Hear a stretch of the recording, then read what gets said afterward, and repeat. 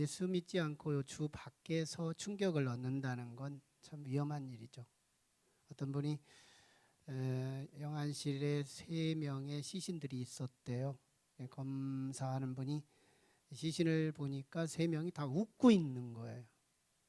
그래서 이제 관리자한테 이들이 왜 이렇게 시신인데 웃느냐 이렇게 물었더니 첫 번째 사람이 웃는 모습은 자기가 1억 원 복권을 받아서 충격받고 좋아하다가 심장마비 돼서 죽은 거예요.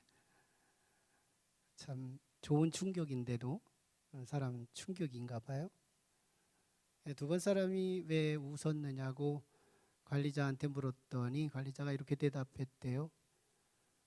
그는 아들이 모처럼 반에서 1등 했다고. 너무 좋아하다가 충격받은 거예요. 세 번째 사람은 참 특이했습니다. 이 사람이 죽은 사인은 뭐냐 그랬더니 번개 맞아서 죽었대요. 번개 맞아서 죽었는데 왜 이렇게 웃어요? 그랬더니 사진 찍는 줄 알고. 참 주 밖에서의 어떤 충격은 좋은 거나 나쁜 거나 좀 위험하다는 얘기죠. 우리 사복음서를 우리가 압니다. 마태복음, 마가복음, 누가복음, 요한복음.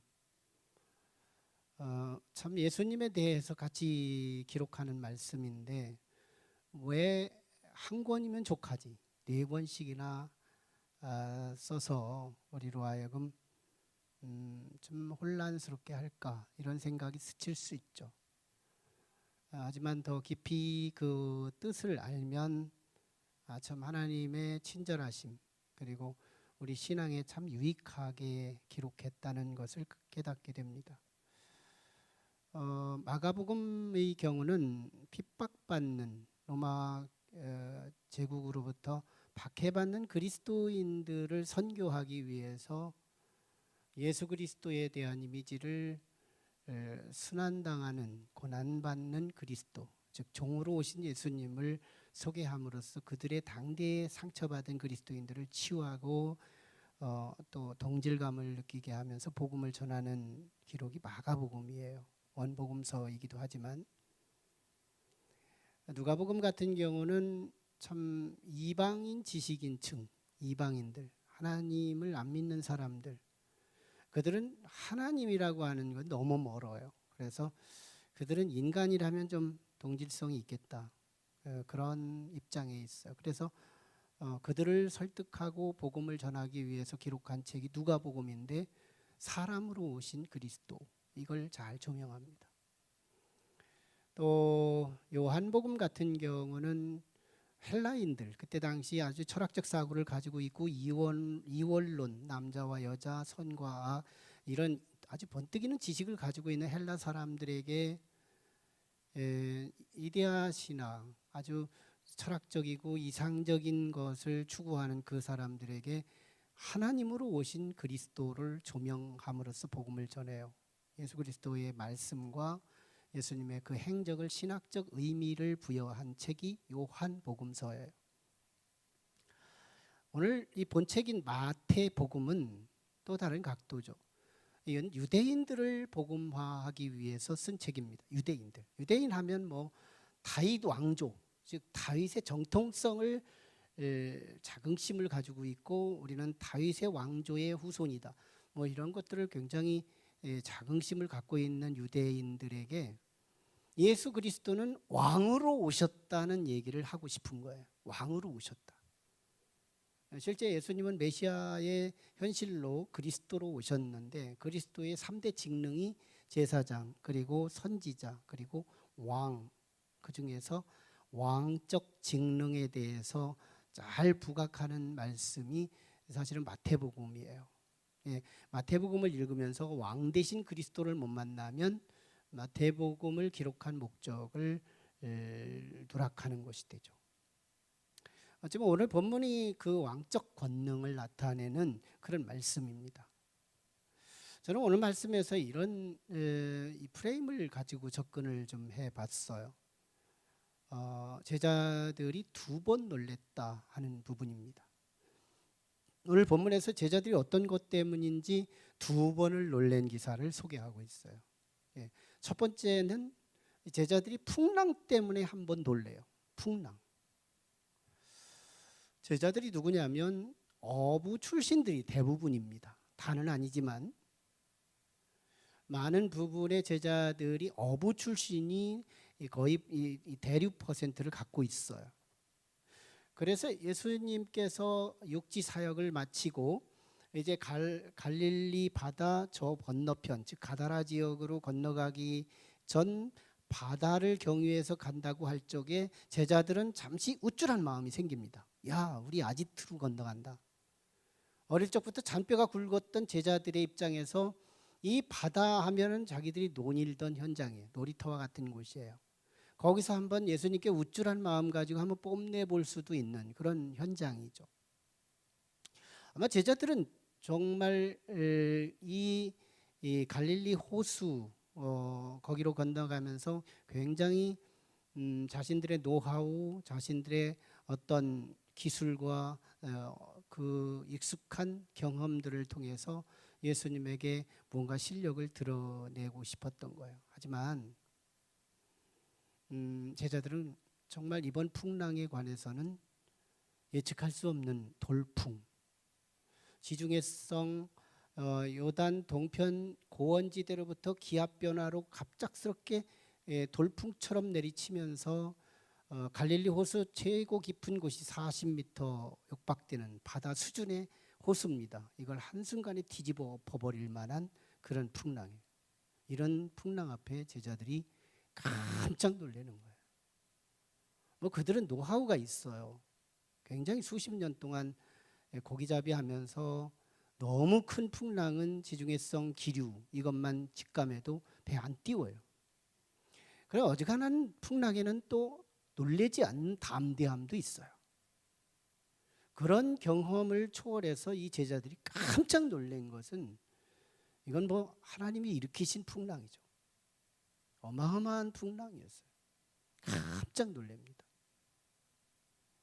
자, 오늘 이 놀란 이 풍랑에 대해서 오늘 본문은 그렇게 표시되고 있죠. 이걸 큰 놀이라고 말합니다. 24절에 보면 큰 놀이 일어났다. 도대체 놀이 뭘까? 익숙하지 않은 개념이에요. 그래서 이제 마가복음 4장 그리고 누가복음 8장에 보면 이 평행본문 같은 기사를 조금씩 다르게 표현한 평행본문이 있는데 이 본문에서는 각각 조금씩 다르게 표현해요. 누가복음의 경우는 광풍이라고 말합니다. 광풍. 바람은 바람인데 미쳤다는 거예요. 마가복음 같은 경우는 큰 광풍이라고 말해요. 마가가 볼 때는 이게 굉장히 컸던 거예요. 미치기는 미쳤는데 큰 미친 바람. 이게 방향이 없어요. 여기로 부는지 저기로 부는지. 돌풍이니까. 어마어마한 바람이었던 거예요. 사람들은 이런 큰 아주 그 감당할 수 없는 이 큰 광풍 같은 문제, 바람일까요? 내가 갑작스럽게 건강에 문제가 와도 광풍이에요. 교통사고가 나도 광풍이에요. 우리에게 크고 작은 어떤 나를 충격시키는 어떤 일들이라면 소위 이거 정말 미친 상황인 거예요. 광풍이에요. 이런 어려움을 직면하면 사람들은 2가지 반응으로 반응합니다.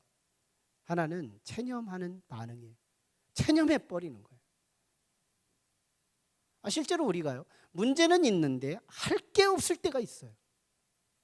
문제는 산적한데 사람으로서 뭐 해야 할지 순서도 모르겠고 어디 가서 뭘 접근해야 할지를 모르는 거예요. 손 떼는 순간 체념이에요. 체념. 운명에 맡기는 거예요. 포기. 이런 일들이 얼마나 많아요. 무슨 뭐 풍랑하니까 볼륨 있는 사건 이것만 생각하는 게 아니에요.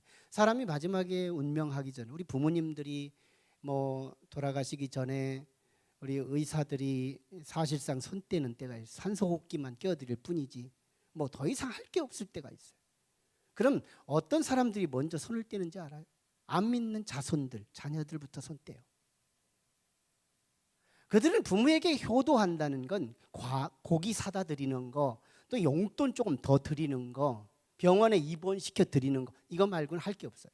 근데 병원도 포기하고, 사실은 정말 인간의 손을 벗어나는 순간 하나님이 없는 사람들은 사실상 손 떼고 부모님의 유산이 어디 있나 그것만 관심해요. 이게 우리의 현실이에요, 현실. 근데 믿음 있는 사람들 보세요.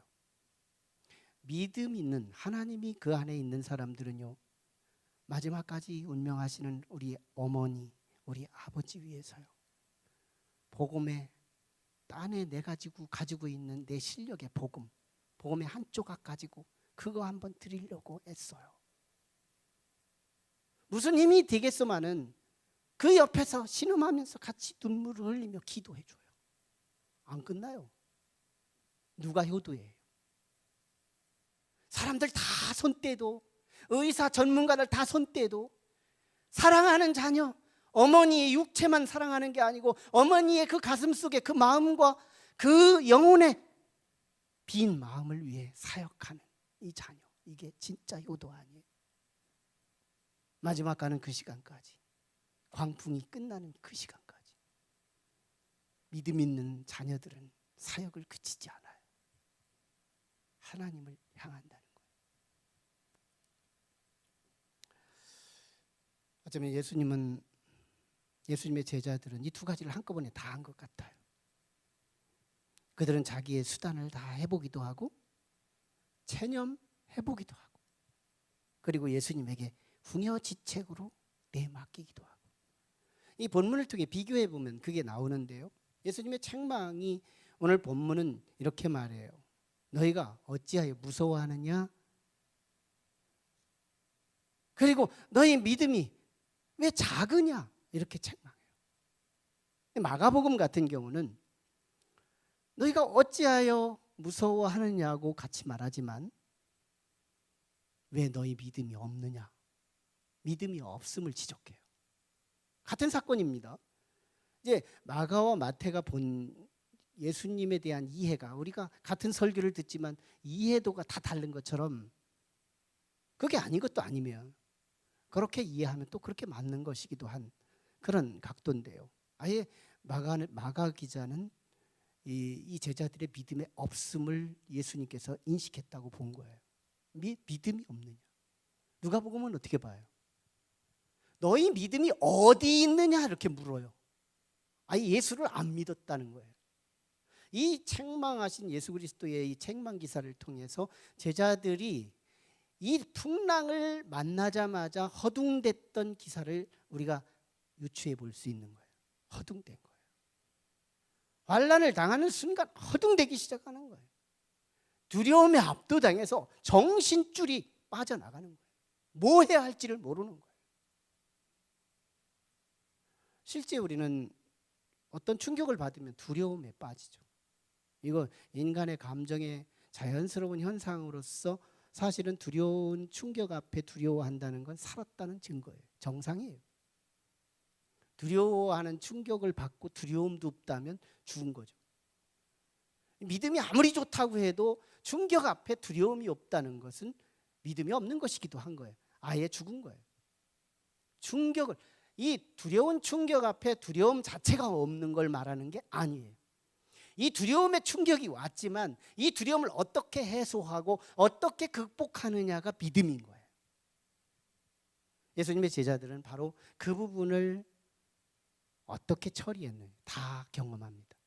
처음에는요, 자기 기술 다 씁니다. 예수님에게 관심 없어요. 누가가 말한 것처럼 네 믿음이 어디 있느냐 하는 걸 자기 노하우 쓰고 자기 경험 쓰고 자기 노젓는 방향, 뭐 기술 다 드러냈겠죠. 예수님 그거 다 하시는 거예요. 마가 기자는 아예 믿음이 없다고 말씀하는 거예요. 그런 모습을 보고. 그러니까 정말 자기들에게 주어진 이 큰 풍랑 앞에서 예수님은 온데간데 없고요. 풍랑만 크게 보이는 거예요. 자신들의 죽음만 보는 거예요. 절망적 상황. 그리고 궁여지책으로 하다 안 되니까 예수님을 깨웠던 거예요. 이게 오늘 본문의 제자들의 폭로 사건인 거예요. 자, 어쨌건 예수님의 제자들은 예수님을 깨웠다는 겁니다. 그때 예수님의 제자들이 가장 두려움에 직면했기 때문인데요. 이 두려움과 믿음의 관계, 우리는 충격 앞에 두려움을 갖는 게 차라리 정상인데, 이 충격 앞에서 이 두려움과 이 믿음의 관계를 생각해 보면 너무너무 믿음이 있다고 해도 두려운 것은 정상인데, 문제는 창세기 3장에 인류 최초로 두려움을 경험한 근거를 보면 선악과를 따먹고 두려워했거든요. 다시 말하면 하나님과의 관계가 끊어졌을 때 오는 처음 경험이 두려움이었어요. 그러니까 제자들이 막 두려움으로 일관했던 이유는 예수님이 같이 타고 있잖아요. 배, 승선에서. 같이 탄 이 배에 예수님과 나 사이의 관계를 연결시키지 못했다는 거예요. 적어도 예수님이 내 배에 타고 있다는 것만 알았어도 이 두려움이 나를 이기지는 못했어요. 근데 제자들의 가슴은 사시나무 떨듯이 두려워하고 있는 거예요. 그래서 우리는 두려움을 가질 수는 있지만 예수님과 나와의 연결된 사람들은 이 두려움이 나를 접근은 하지만 삼키지는 못하는 거예요. 요한복음 24장 27절에 보면 예수님께서 십자가에 순환당하기 바로 직전에 예수님이 떠나면 제자들이 가장 충격을 얻죠. 의지하던 그리스도가 십자가에 돌아가시니까 제자들이 가장 두려워해요. 그걸 예비해서 예수님은 배려 차원에 주신 말씀이 뭐냐면 나의 평안을 너희에게 주노니 두려워하지 말라. 예수님께서 자기 주어진 이 절대적 평안, 빼앗기지 않는 평안, 이 평안, 그것을 예수님이 제자들에게 옮겨주겠대요. 선물이에요. 이 평안이 있어요. 마태 기자는 지금 예수님의 이 절대 평안과 풍랑 앞에서 사시나무 떨듯이 불안해하고 초조해하는 제자들의 불안한 감정과 비교시키면서 예수님의 절대적 평안을 그곳에서 우리를 초청해주고 있는, 우리의 그 평안이 함께하기를 주님의 이름으로 축원합니다. 어쨌건 예수님에게 다가갔어요. 예수님을 깨웠어요. 하다 안 되니까 예수님 깨운 거예요. 뭐예요? 예수님 이용해서 이 풍랑 한번 이겨보겠다는 속셈이에요. 무슨 신앙일까요? 기복신앙. 기복신앙의 정의는 예수를 이용해서 나에게 유익을 도모하겠다는 동기입니다. 이게 다 이방신앙의 본질이에요.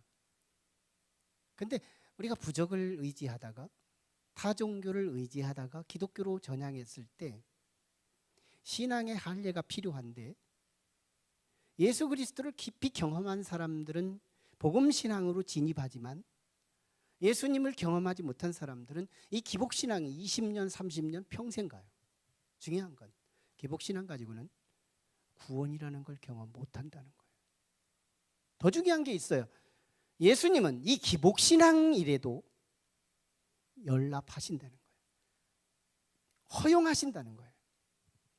기복신앙이라도 허용하신다. 심지어는 어떤 분은요, 교회 가야 빚쟁이 만난다고 해서 교회 와서 빚 받으러 왔다가 복음을 만난 거예요. 그래서 장로님이 됐다는 분도 있어요. 부적을 의지하다가 때로는 알코올, 술김에 교회에 왔다가 예수 만나는 사람이 있는 거예요. 예수님은 이 모든 동기, 어떤 이유를 가지고라도 예수를 만나는 이 부분에 관해서는 주께서 거절하지 않는 거예요. 무슨 동기라도 괜찮다는 거예요. 예수님이 염려하시는 게 있어요. 두 가지입니다. 기복적 신앙에 주님이 염려하는 두 가지는, 하나는 기복신앙으로 출발하는 걸 거절하는 분이 아니시지만 기복신앙으로 멈춘 사람을 걱정하는 거예요. 그게 예수님의 책망의 대상입니다. 기복신앙, 예수님을 이용해서 내가 잘 되고자 하는 그 믿음으로 10년 지났는데 그 믿음이에요. 평생 믿었는데 그 믿음이에요. 이게 예수님을 걱정하게 하는 거예요. 빨리 진입해야 되는 거예요. 예수를 발견해야 되는 거예요. 예수가 누군지를 알아야 되는 거예요. 예수가 하나님이요, 예수가 우리 이 땅을 다스리시는 왕이심을 볼 수 있어야 되는 거예요. 예수를 다시 발견해야 되는 거예요. 경험마다, 시시각각에, 상황마다 예수님이 누군지를 경험하면서 그 깊이 이해가 달라지고, 예수님은 내가 아는 예수가 아니네, 내가 아는 예수보다 더 높고 위대하고 더 위대한 분이네, 이걸 깨닫는 거예요. 예수가 누군지를 알면요, 그분이 내가 나를 사랑하는 것보다 나를 사랑하는 정도가 더 큰 걸 발견합니다. 그때부터 우리는요, 예수님께 올인하는 거예요. 예수님께 내 에너지를 드릴 수 있는 거예요. 예수님을 찾는 거예요. 예수님이 목적인 거예요. 예수님의 꿈, 예수님의 비전, 예수님의 뜻, 그것이 나의 삶의 가치관으로 영입하는 거예요. 근데 중요한 건 그게 내 일을 해결하는 지름길이더라는 거예요. 기복신앙의 주님의 반응의 정도는 둔하지만요, 정통신앙의 주님이 반응하시는 정도는 너무 민감하다는 거예요. 자기 백성들의 신음소리도 들으시고 응답하시는 살아있는 하나님. 이게 복음신앙의 실력이에요. 이게 복음신앙의 능력이에요. 이 믿음이 우리에게 필요하다는 겁니다. 두 번째가, 예수님이 염려하는 두 번째가 자기 전공이에요. 사실은 제자들은 자기 전공 분야에 들어온 겁니다. 그들이 아마 육지에 있었으면 예수님에게 전적 의존이 했을 거예요. 왜? 이적과 기적을 통해 귀신이 떠나가고 나병이 물러가고 소경들이 눈을 뜨는 기사들을 보면서 예수님을 재발견한 거예요. 그러나 제자들은 바다에 관해서는 자기 전공인데, 내가 어릴 적부터 잔뼈가 굵었고 여기에 관해서는 누구보다 박사가 없으며 나밖에는 아무것도 알지 못한다고 생각한 저들의 전공성은 예수님이 비집고 들어갈 틈이 없었어요. 이건 우리 얘기예요. 이 코로나 시기에 참 우리는 이 의학계의 전문성, 이 부분에, 나의 전공 부분에 우리는 조금도 터치하기가 어려워요. 가장 상처받는 사람들이 전공한 사람들이. 왜 그걸 목사님이 터치하느냐는 거예요. 왜 그 부분을 문외 아닌 목사가 터치하느냐는 거예요. 전공 부분에 믿음이 들어갈 수 있는 사람, 그게 진짜 박사요. 그게 진짜 전문인인 거예요. 진정한 의인은 자신의 전공 부분에 겸손합니다. 나는 내 전공하지만 이 전공 부분도 그리스도께서 나를 다스리지 않으면 나는 전공에 성공할 수 없다. 많은 통계로 보면 비전문 분야에 무너지는 사건보다 전공한 사람들의 전문 분야가 무너지는 확률이 더 많다는 겁니다. 그걸 보면 끝까지 주님을 전공 분야에 영입하고 주님 모시고 그 일을 도모할 때 거기에 기름 부음이 있고 거기에 소위 성공이라는 걸 따르게 한다는 거예요. 제자들은 이 문제를 가지고 예수님에게 다가가서 두 번째 놀라는 일을 경험해요. 두 번째. 풍랑으로 처음 놀랬던 제자들은 두 번째, 예수님 때문에 놀랍니다. 하나님께서 가끔씩 우리에게 이 일상의 때를 계속하지 않고 가끔씩 비상의 때를 허락하시는 이유는 하나님에 대하여, 그리스도에 대하여 두 번째 놀라는 사건을 경험시키기 위함이라는 거예요. 두 번째 놀라는 일. 안 믿는 사람들은 대부분 한 번 놀래고 말아요. 사건 하나에 놀래는 한 번. 그래서 그 모든 걸 자기 경험 속에 쌓아서 경험만 의지하고 살아갑니다. 그래서 남는 게 교만이에요. 나는 그거 경험한 사람이야 하고 끝나요. 그러나 진짜 그리스도인들, 진짜 믿음의 사람들은요, 언제나 한 사건에 두 번씩 경험합니다. 사건으로 한 번 놀래고 예수로 한 번 더 놀래는 사건, 예수 그리스도로 한 번 더 놀래는 사건. 이게 그리스도인이에요. 오늘 이 두 번의 놀램을 통해서 우리에게 뭐예요? 그리스도를 경험하고 그리스도가 누군지를 더 깊게 이해하고, 그래서 우리의 믿음이 두터워지고 믿음이 더 성장하는 그 복을 우리가 누린다는 거예요. 한 사건에 두 번의 놀램 사건, 이게 그리스도인의 삶의 문화예요. 제자들이 예수님을 깨웠습니다. 예수님은 뭐 하고 있었느냐? 주무시고 있었어요. 수면에 빠진 거예요. 예수님께서 깊이 주무시는데 죽어서 자는 거예요. 이건 산 게 아니에요. 왜? 집채만한 파도가 있지요. 또 물이 배 안에 가득했다고 그러지요.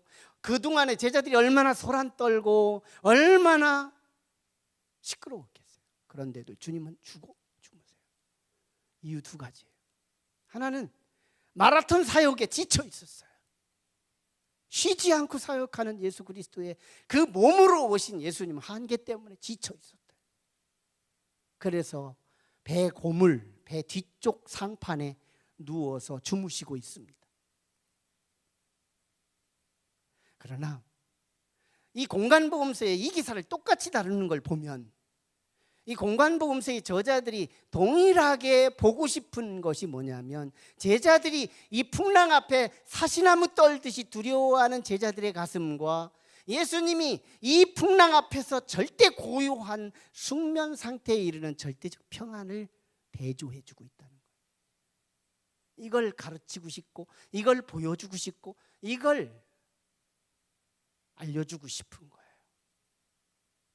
실제 예수님의 이께서 주셨던 이 절대적 그 평안을 요한복음에서 말씀했던 것처럼 나의 평안을 너희에게 주노라.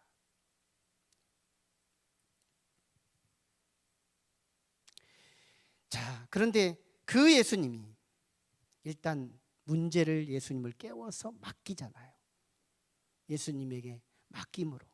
이게 제자들이 예수님께 맡겼다는 것이 사실은 오늘날 우리의 기도를 말하거든요. 저는 원이 원데이를 아무리 주장하고 아무리 외쳐도 원이 원데이에 반응을 하지 않는 우리 성도들의 우직함을 참 존경스러워요. 사실은 몰라서 그렇고 바른 신앙을 정도로 사실은 가르쳐드리려고 싶은 건데요. 믿음은 기도요. 기도는 믿음이에요. 기도가 있는데 믿음이 있다고 하는 것과 믿음은 있는데 기도가 없다는 것은 불가능한 일이에요. 동전이 한 면만 있으면 휴지예요. 동전이 두 면이 있으면 가치가 생기는 거예요. 믿음은 기도와 반응하고 기도는 진짜 믿음과 연결된 거예요. 그래서 성전 기도 없이 집에서 기도한다고 핑계하는 건 핑계예요. 성전 기도가 있으면서 가정 기도가 있다면 난 인정하고 싶어요. 솔직히. 그게 새벽이 아니래도 주일날 한 10분이라도 일찍 와서 성전 기도를 해보라는 거예요. 구별된 주님과 나와의 약속된 물레방앗간 하나가 있어야 되는 거 아니에요. 그래야 사랑이라는 것이 성공되는 거죠. 그래야 역사가 일어나는 것이잖아요. 믿음은 기도와 상관관계가 있어요. 근데 예수님께서 이 기도를 통해 위임받은 예수님 두 가지 하십니다. 하나는 제자들을 책망해요. 너희가 어찌하여 두려워하느냐? 그리고 너희 믿음이 왜 작으냐? 책망하는 거예요. 예수님의 관심은 풍랑이 아니에요. 풍랑 정도는 예수님의 입장에서는 아무것도 아니에요. 우리 입장에서 크지. 예수님 입장에서는 풍랑이 걱정이 아니에요. 예수님의 입장에서는 제자들의 믿음에 자라지 않는 게 걱정이에요. 이제 얼마 남지 않았어요. 예수님의 입장에서 이제 얼마 남지 않아서 공생애가 끝나면 죽고 또 하늘로 승천해야 되는 거 미리 다 알고 계신 예수님은 지금 급합니다. 제자들의 믿음이 쑥쑥 자라나야 이 땅을 맡기고 교회 역사를 이루어갈 수 있는 것이기에 예수님은 급해요. 근데 안 자라는 거예요. 이게 예수님의 걱정거리요, 예수님의 책망의 원인이었다. 우리는 예수님의 칭찬 들을 수 있는 비결은 이걸 뒤집으면 돼요. 누가 칭찬 듣느냐? 믿음을 가지면 칭찬 들어요. 이 믿음으로 우리 한번 칭찬 들을 수 있는 영적인 도전들이 됐으면 좋겠어요. 두 번째요, 예수님이 문제를 맡으신 예수님이 두 번째 한 일이 바다와 바람을 책망했다, 꾸짖었다, 이렇게 말해요. 뭘 말하는 거예요? 예수님은 질병이나 치유하고, 예수님은 육지의 문제나 치유하고, 예수님은 육체의 문제나 해결하고, 예수님은 보이는 것들만 해결하는 것이 아니라 이 자연, 삼남한상 모든 것을 예수님의 허락 없이는 움직이지 않는 거예요. 만왕의 왕 대신 통치자 그리스도. 지금 예수님은 그걸 말하고 있는 거예요. 모든 자연의 이 풍랑, 광기 있는 이 자연을 향해 그리스도께서 명령하시자 순식간에 잠잠해지는 모습을 보며 제자들이 뭐라고 하는 거예요? 27절에서 이가 누구이기에 바람과 바다도 순종하는 거. 깜짝 놀란 거예요. 이걸 어느 학자는 메가톤급 충격이라고 그래요. 메가톤급 충격. 여러분, 이 메가톤급 충격을 메타 단위로 보면 10억 킬로그램이 된대요. 10억 킬로그램. 이걸 충격으로 보면 이 탄티 100만 이 파워가 나오는데요. 이걸 1962년 7월 달에 태평양 한 중앙에서 400m 상공에서 1메가톤을 폭발시켰을 때 1962년도에요. 굉장히 오래됐죠. 그걸 폭발했을 때 하와이에서 이 태평양 상공에서 폭발한 그 지점까지 1445km가 떨어졌는데요. 1메가톤을 폭발했을 때 그 하와이에 있는 모든 신호등이 떨어졌다는 거예요. 300개 이상이. 전자기구가 다 고장나고. 충격이 어느 정도인지. 풍랑이 나를 충격 준 것이 그렇게 크지만 예수님이 나에게 충격 준 것은 메가톤급 충격. 뭐예요? 전인적 충격. 와, 나의 모든 삶에 사망의 권세가 나를 에워싼 것도 크지만 그 모든 것들이 예수님 말 한마디에 물러가는 거. 예수님이 더 큰 거예요. 고난도 크지만 해결이 더 큰 거예요. 문제도 크지만 구원이 더 큰 거예요. 출애굽의 역사를 보면 또 특별히 사무엘상 17장에 보면 엘라 골짜기에서 이스라엘 백성이 이 블레셋 전쟁을 경험합니다. 그때 이스라엘 백성들이 두 번 충격을 받는데요. 하나는 골리앗 때문에 충격받아요. 골리앗의 키가 283cm, 거기에 부피까지, 거기에 철갑을 입고 배틀제 같은 창자를 들고 큰 칼을 들고 거기에 방패 세우고 한 거구가 이 부피까지 가지고 이스라엘 군사들 앞에 나선 거예요. 처음 본 상황이었어요. 이스라엘 군사들은 깜짝 놀랍니다. 야, 이런 군인이 있었단 말인가? 이번 전쟁은 우리는 다 죽었다. 절망, 두려움, 완전히 장악당하고 맙니다. 그런데요, 잠시 후에 다윗과 함께 하신 하나님, 그분 때문에 또 놀래요. 이게 신앙이에요. 사건 하나에 주님을 만나는 거예요. 사건 하나에 주님을 만나는 거예요. 살아있다는 우리들은 사건이 한 생애 가운데 얼마나 많은 광풍과 얼마나 많은 문제들이 우리를 시시각각 찾아오겠어요. 이 비밀과 이 원리를 안다면 우리에게 주어지는 문제들은요, 고마운 거예요. 그때도 감사를 빼앗기지 않는 거예요. 평안을 빼앗기지 않는 거예요. 문제 하나가 그렇게 감사할 수 없어요. 이 풍랑 때문에 예수가 누군지를 발견한 거예요. 이 풍랑이 아니었으면 예수님이 최소한 바람과 바다를 다스리는 분인 줄은 몰랐어요. 그 예수님이 우리 안에 오셔야 돼요. 그 예수님이 내 안에 주인이 되어야 돼요. 바람과 바다도 책망하면 순종하는 그 예수님이 내 가슴에 있다면 이 자존감, 이 담대함, 이 그리스도인의 담력, 빼앗기지 않는 평강, 이거 영원토록